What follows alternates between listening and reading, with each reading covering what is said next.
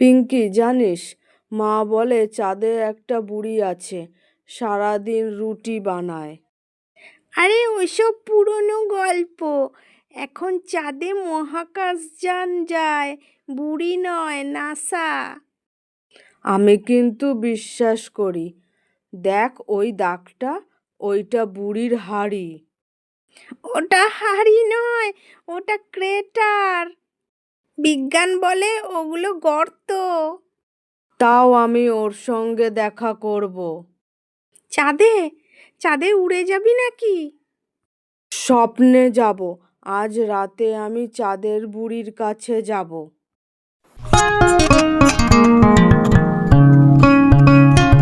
হায় রে, আমি চাঁদে চলে এসেছি নাকি?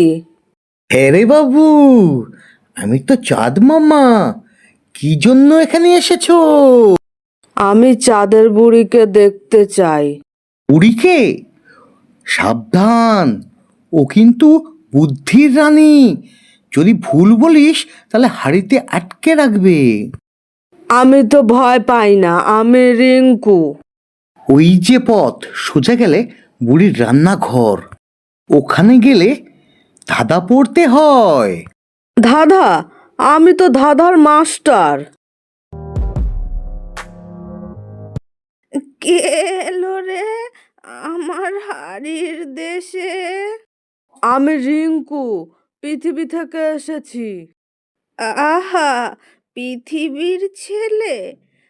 আমার 3টে ধাঁধার উত্তর দিতে হবে, তাহলেই রুটি খাবি।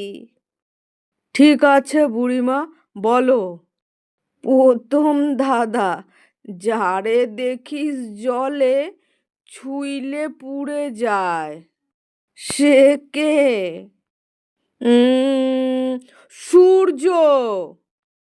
দ্বিতীয় প্রশ্ন, সারাদিন হাঁটে, কখনো বিশ্রাম নেয় না, সে কে? এটা সময় হবে। তৃতীয় প্রশ্ন, সবুজ পোশাকে ঢেকে আছে পৃথিবী, সেটা কি? এটা এটা গাছপালা হবে। বাপরে, আমি তো ভাবলাম আজ হাড়ি ভর্তি করব। আমি বলেছিলাম না বুড়ি, এই ছেলেটা আলাদা। আবার কে রুটি খায়?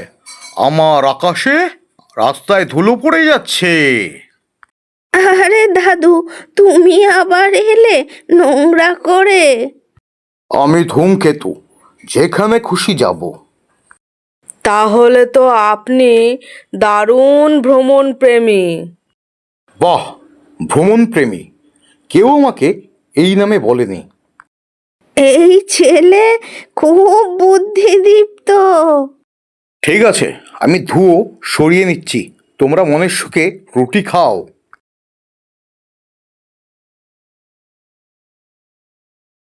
কি রে, সারা রাত ঘুমিয়ে হাসছিলি কেন?